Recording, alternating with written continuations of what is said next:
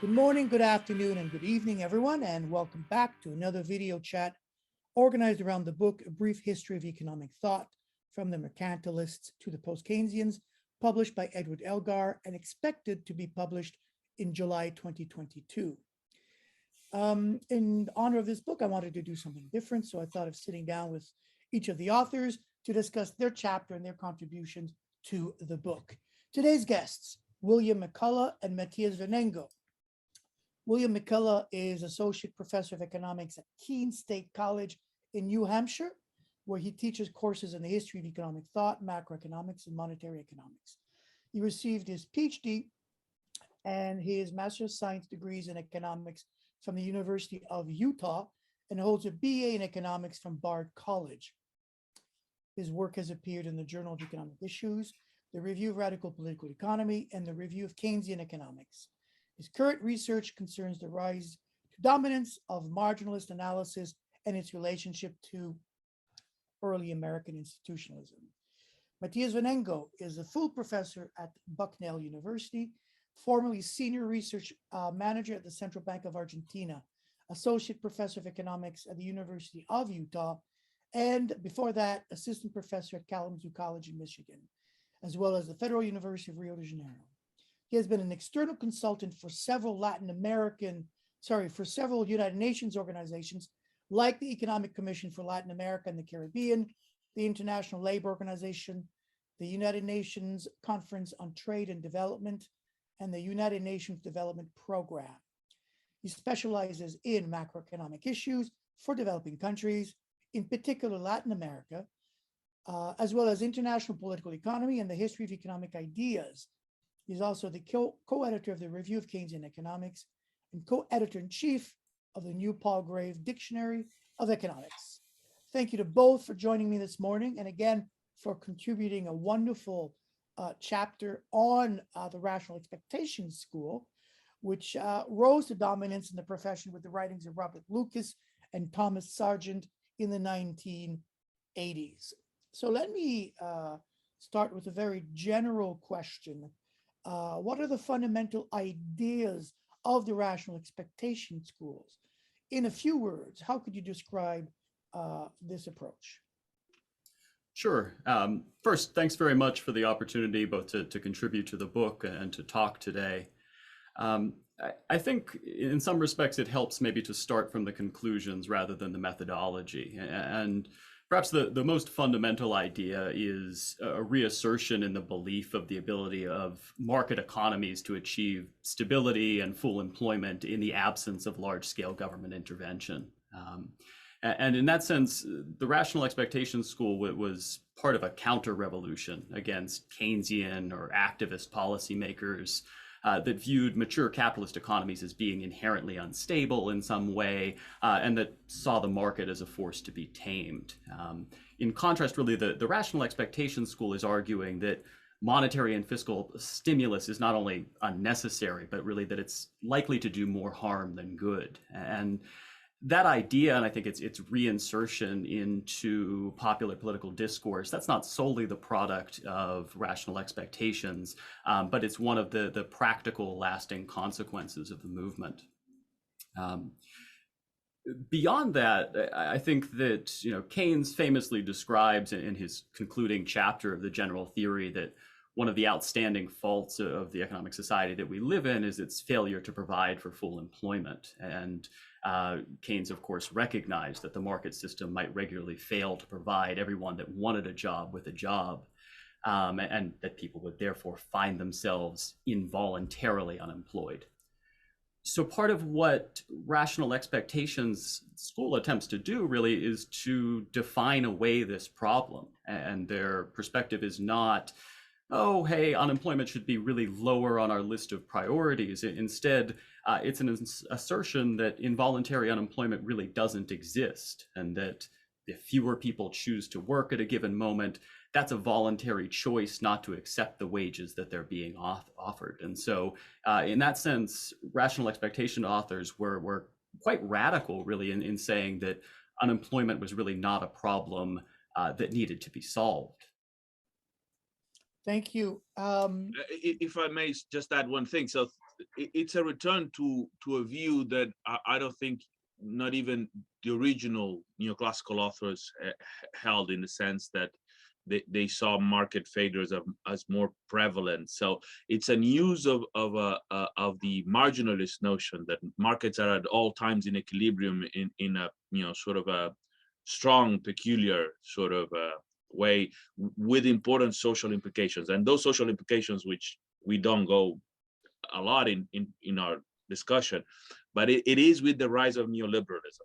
It is with the rise of uber liberalism, in the sense of that markets resolve all the problems, there is no alternative, that kind of stuff. So that's a social context, which I think that in some ways Bill was alluding to with the quote of Keynes. And so if the general theory marks the importance of unemployment in the social sort of imagination as something that it's central to how we have to deal with the problems of capitalism, here is, that's not a problem at all. Let me spring a surprise question on you. I always see rational expectations as having been successful because it was at the confluence of a political movement as well, the Margaret Thatchers and the Ronald Reagan, that just created this perfect intellectual theoretical storm for the ideas to propagate. What do you think? What are your thoughts on that? Well, we do talk about something that I think it's relevant in this context. I think that that storm is a storm that starts before. So it's a storm that starts in the late 60s, of course. And I would say that they are the complement and the extreme version of something that starts with Milton Friedman. And I'm sure you have a chapter there on monetarism and whatnot. And I tend to see, and with, I think it's something that's reflected in the text, that in some senses, Friedman is the more radical, because he's the one that says, ignore all of these things that Keynes said, and he literally ignores. There is no discussion of, why the system might not go to full employment. He alludes in the famous 1968 presidential address, he alludes to the Pigou effect, not to the Keynes effect, and suggests that proves that the system has a tendency to full employment. So forget about Keynes. And besides, the system has been at full employment, and and cryptically, suggests that the Fed. I may be going on, but that the independence of the central bank, sort of shows the Fed Treasury Accord is the empirical basis of this independence, shows that the market left alone produced full employment. So and the danger will be inflation. So that's the other thing. The danger will be inflation. So if you have inflation paranoia, this is where this school comes. So I think that you're right, that it starts earlier. I would say it starts there in the late 60s, and this is the pinnacle of that. But by the late 70s, they're definitely in power. And as Lucas says, if you discuss Keynesian ideas at this point, people will laugh. Yeah, absolutely. You mentioned Friedman's presidential address in 1968. I'll put a link below to the special issue that we did in the review of Keynesian Economics, which is a fantastic issue. For those who haven't consulted it, I'll put a link. William, I want to go back to a word that you used, counter-revolutionary. And I want to touch on how big an impact the rational expectations had on the profession. And I think it's difficult to overstate the influence that rational expectations had on the profession in a lot of ways. When Lucas was awarded the Nobel Prize in '95, the committee said as part of the announcement that he had exercised the greatest influence on macroeconomic research since 1970. And while I think those kinds of discussions, oftentimes they trade in hyperbole, I'm not sure that is hyperbole. I think that there's some accuracy to that. And connecting to what Matías was saying, I think that you can see Lucas very much as a continuation of Friedman's counter-revolution against Keynesian ideas. And while there are important stylistic differences that I think we'll get into and discuss, Lucas suggests at one point basically that the fundamental difference between he and Friedman was that he liked mathematics and Milton Friedman didn't. And that's probably an oversimplification, of course, but I think it captures an important aspect of that continuity. It reminds me of a quote by Joan Robinson where she says, I didn't use mathematics, so I was forced to think, or, a quote, something like that. Well, I would, there is the, I think, Orwell that says that Bernard Shaw is McColloch and water. I would say Lucas is Friedman and water. Yeah. It's So, the water here is the math. So at the end of the day, it's Friedman informatization. And that's some methodological differences, but as Bill alluded, but it's very much a continuation. So I keep reaching for some of these old texts, and I'm reading an old paper by Friedman right now on the central bank independence. People don't write like that anymore. There was such a power in the language that they used. That fair enough, but there is an analytical. So the natural rate. That's the thing that I think we do say that in the text. There is an analytical concept that it's fundamental, and Lucas, just builds on the work of Friedman, which is the idea that the natural rate is a strong attractor for the economy. It's just is much more of a strong attractor in Lucas than it ever was. Friedman is more willing to accept the idea that market and government imperfections imply situations of disequilibrium. He's still very much, again, a laissez-faire guy, but there is this sort of distinction. One of the things that has always been criticized about the rational expectation school is, I guess, their lack of realism, that the model has very little to do, or that the proponents of that approach don't really care much about how realistic their model is. What can you say to that? Sure. Here again, I think there's a place where you can see an important continuity with Friedman. And so I think looking at Friedman's famous essay on the methodology of positive economics, there's a very clear aspect of continuity there. Now, some of what Friedman has to say there is, I think, at a minimal level true, which is that reality is complex, economic life is complex, and if we're going to have a tractable, viable model that we can work with, inescapably, we need to make simplifications. That's, in some sense, a throwaway point. The larger, claim that I think Friedman wanted to make, and that carries over into the work of Lucas and rational expectations authors, is that criticisms of the assumptions of economic models, criticizing a model for, assuming that agents are rational, that they are fully informed, that they make choices on the basis of their lifetime income or infinitely lived income, it's a misplaced criticism to focus on those kinds of assumptions, and that what should matter, what should be the test of a theory, is whether its conclusions can be falsified. And so I think for rational expectations authors, it doesn't really matter to them whether people are really perfectly rational in all of their real world decision making. I mean, what matters is, whether rational behavior, at least as a first approximation of how human beings react, whether that's capable of mirroring in a model form or replicating the kinds of observed fluctuations in output and employment that capitalist economies experience. So definitely at that level, there's a diminished concern with realism. I think in fairness, one should say, on the other hand, that Lucas very clearly thought of himself in introducing this focus on individual decision making as treating or reintroducing something that had been neglected by large scale aggregate Keynesian models of the type that prevailed in the 1950s and the 1960s. And so while I think for outsiders or for critics of the model, the unrealistic assumptions are perhaps one of the things that stand out about the framework. The rational expectations authors certainly thought of it as, for them, a return to realism in some sense. And they very much think that the model predicts and explains better the actual evidence in the economy. So Lucas himself moves from his models, monetary models of the 70s to real business cycle models by the 1980s. And they do all agree that real business cycle evidence, as they measure the evidence,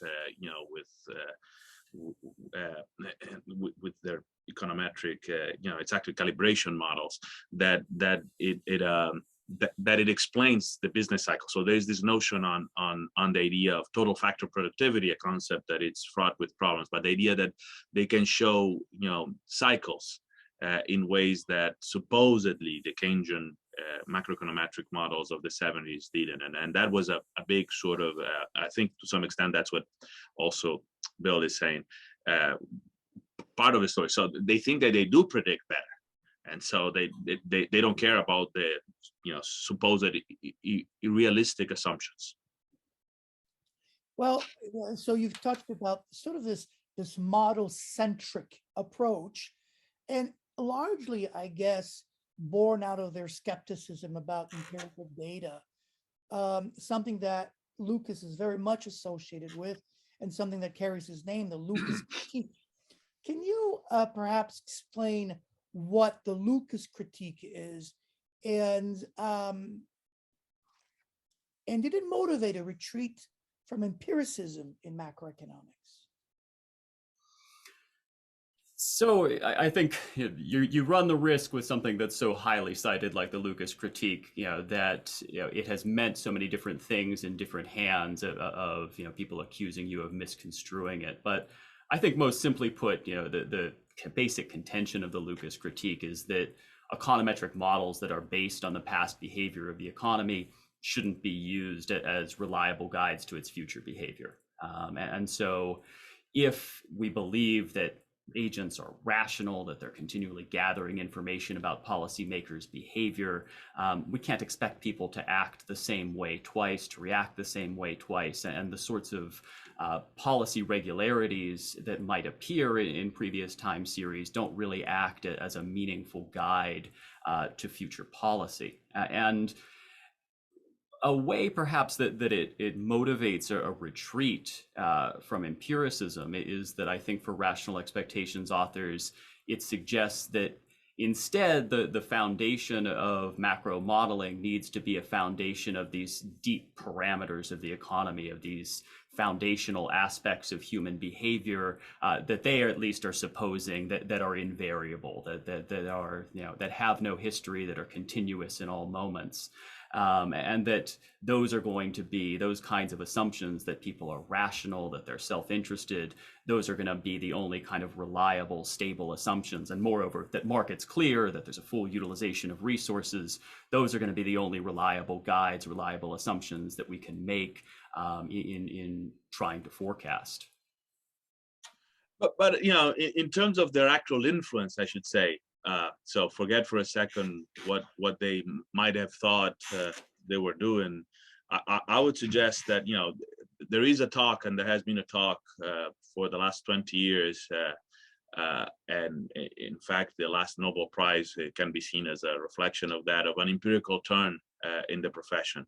What I do think, in the broader sort of context of the profession, going back to our broad question of the counter-revolution and whatnot, I think it means that fundamentally, we went back to something that we may term here vulgar economics. It's a return of vulgar economics, in the sense that it suggests that markets are efficient, resolve all things, and so on and so forth. And the research into the theoretical models is sterile. There's very little that it's sort of relevant. So what we ended up with is, and the dominant views, which I'm again sure you have a chapter on that, on new Keynesian, or variations of new Keynesian economics. It's tagging on top of these rational expectations, sort of perfect equilibrium models at all times, variations of imperfections, and then it's a question of measuring those imperfections. So a lot of the empirical turn has to do with some vague model imperfections with, the thing is finding. So that is a lasting influence, I would say, of the rational expectations, sort of a negative one. I don't think that that's what Lucas, has in the back of his mind as, what's relevant. He has turned to thinking about issues of growth since the 1980s, and so that's the only. Cycles don't matter. The markets, it's reflections of markets reacting to shocks, and so they optimally react to shocks, and that's that. There's nothing much you can do about cycles anyways. So let's concentrate on what makes and explains growth. And also the explanations are, I should say, very naive. I mean, it's at the end of the day some human capital story. So it's, invest on education and we're all fine, and something along those lines. So the fact that this kind of vulgar, naive kind of economics has dominated is a lasting effect of the rational expectation school. Yes, and I always believed, and this is a segue into the next question, that reliance on micro foundations is also sort of a lasting influence of that school. And William, you mentioned the uber rational person, and so I think that the rational expectation school sort of introduced in a very formal way micro foundations. And can you maybe tell us what that is and why that was, I guess, a shift? Because we just did a video with Matías and Suranjana Nabar-Maduri where 90% of the conversation was about social classes in the classical period. And here we are completely 180 degrees, and the focus has returned in a way to micro foundation, the rational individual. So can you elaborate on that, please? Sure. Yeah, I think it's important to be a little bit cautious here. So there's been a lot of, I think, interesting work on micro foundations that's been done by folks like Robert Backhouse and John King that have seen a lot of varied influences in the rise of micro foundations in the 20th century. That said, I think one of the dominant justifications for the use of micro foundations, and talk in a second about what that means, is as a reaction to the Lucas critique, as a way of sidestepping the Lucas critique. And the suggestion there really is, with micro foundations, is ultimately that macroeconomics is not a distinct entity, that macroeconomic aggregates have to be understood on the basis of individual behavior. And Lucas actually becomes quite clear, by the tail end of the 1980s, that what he sees micro foundations as is really the death of macroeconomics, right? It's the assertion that everything is microeconomics, that all questions, to the extent that economics is being practiced scientifically, have to be built on this foundation of rational maximizing agents and of market clearing. And as Matías was suggesting already, I think that victory of micro foundations is something that's been sweeping and that extends well beyond the domain of just rational expectations models and of real business cycle models. It's one that becomes certainly part of the new consensus macroeconomics. And while in some respects, there's a little bit more scrutiny of those sorts of models in the wake of the crisis of 2008, they're very much with us still, and that's absolutely part of rational expectations' lasting legacy. Thank you. Well, you touched upon, and you've both touched upon a little bit on this concept of real business cycles. So what produces business cycles? Matías, you talked a little bit about it, but more specifically, to make it a bit more relevant, I guess, to the discussion, can they explain severe recessions like the one the twin recession, the twin crises, the financial crisis, and I guess COVID, even to some respect? The great shutdown. Right. Shutdown, yeah. So, right, I mean, real business cycles, in some respects, they're an extension of the work that Lucas and others were doing initially in the 1970s, though I think in some important respects, Lucas parts company with real business cycle models of the 1980s. But those real business cycle models want to explain the observed cycle, which is to say the observed fluctuations in output and employment, on the basis not of monetary shocks, not of demand shocks, but on the basis of real shocks to technology, real shocks to productivity. And one of the claims that I think that goes along with those real business cycle models is that they, in some sense, want to get away from a binary of upturns are good things and downturns are bad things, that we're always in equilibrium. We are always experiencing an equilibrium reaction, an optimal reaction to changing conditions, to those changing shocks. Now, the difficulty with that view, I think, and it's something that we discuss in some detail in the chapter that we put together, is that it's very difficult to find the appropriate kind of evidence of the sorts of technological shocks that would be necessary to really substantiate that view. It's, of course, easy enough to think about technological progress over time, but what the real business cycle view also really demands is that there have to be moments of technological regression. There have to be moments in which there's some kind of de-evolution of technology. And particularly when we think about severe downturns, severe recessions, events like the Great Depression, events like 2008, it's extraordinarily difficult to point to clearly what exactly those negative technological shocks would be. What I would say on that is, that's where I think what you just suggested, Lucas departs. Lucas departs exactly on the Great Depression. He says the Great Depression is, it's still Friedman, so it's a great contraction. So he doesn't agree. He does see the productivity fluctuating with GDP, and there are good reasons for that, but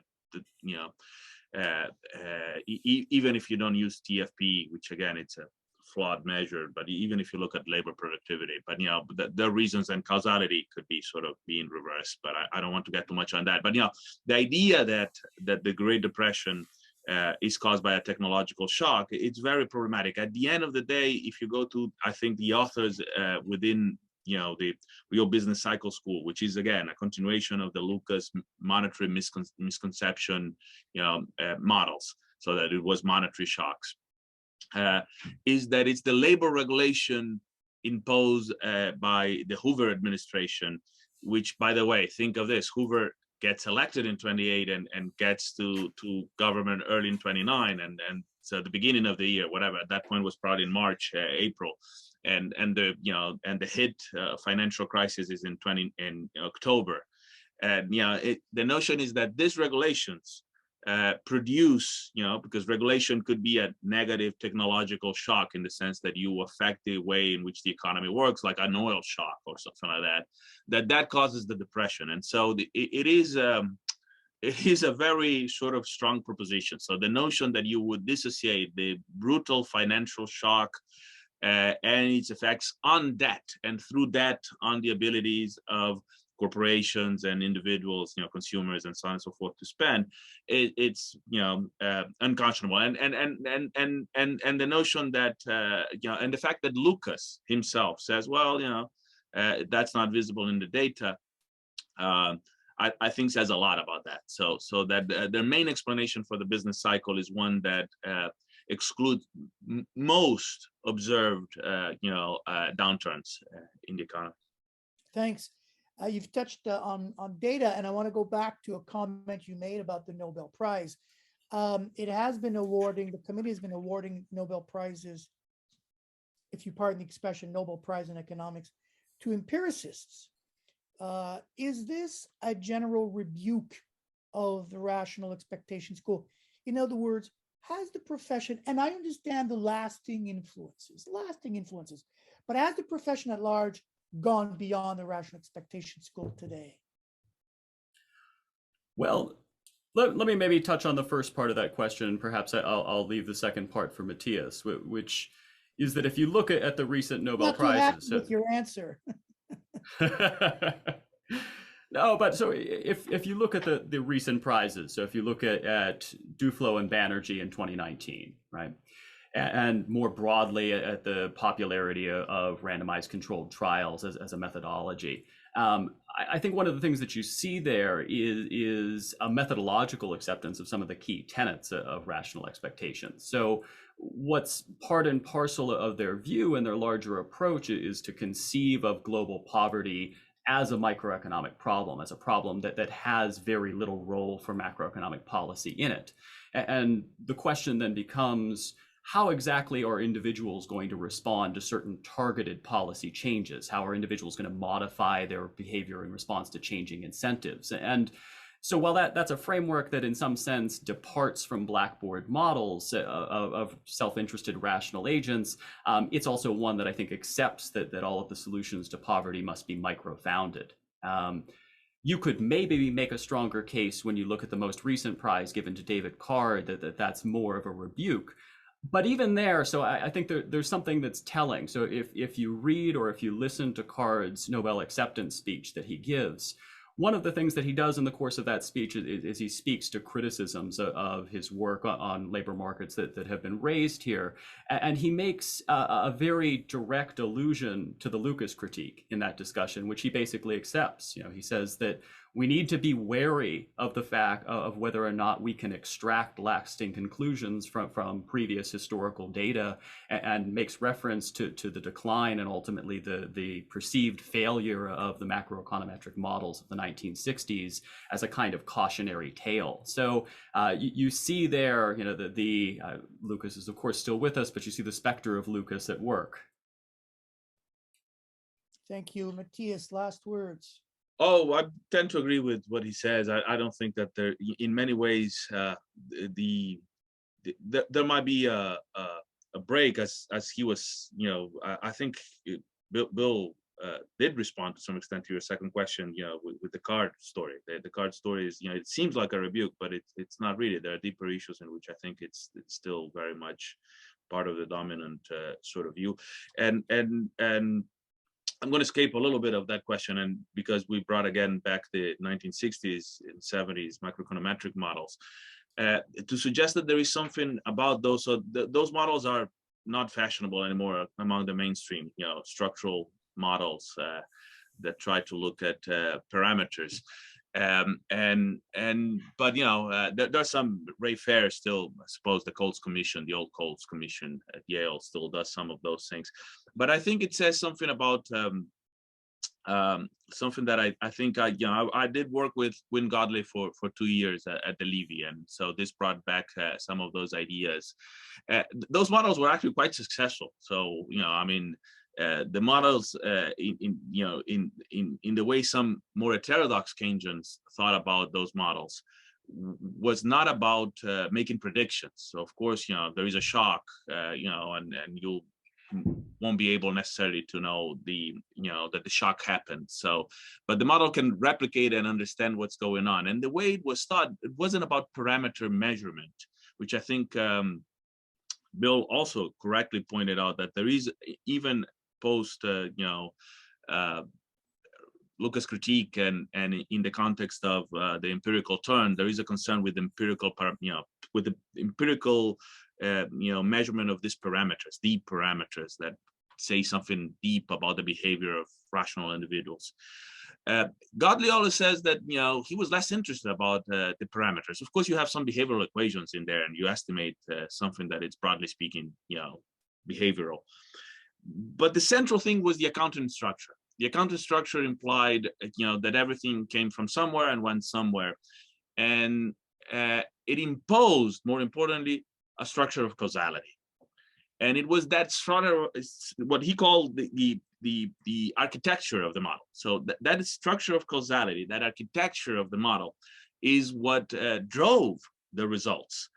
And it was used to think in terms of simulations and as an aid to thinking. So given what we said about the difficulties of doing analysis, in which you have to have models and you have to have simplifications in a very complex, uncertain world, this, you know, kinds of models that had the full accounting and the causality, the architecture in there, allowed you to think about some of those more complex issues. And so that's what I think has been lost with the Lucas critique, in a sense, and survives only marginally. So Marc Lavoie has sort of brought back some of the broad theoretical models done by Godley, and some stock flow sort of modeling within post-Keynesian economics. Well, thank you. Thank you, both of you, for sitting down with me. It was a very interesting discussion. And you mentioned Lavoie and Godley, certainly a tradition that is gaining a lot of popularity amongst especially the younger post-Keynesians today. Thank you very much to both of you for sitting down. Thank you. Thank you. Stay safe. Bye-bye. Take care.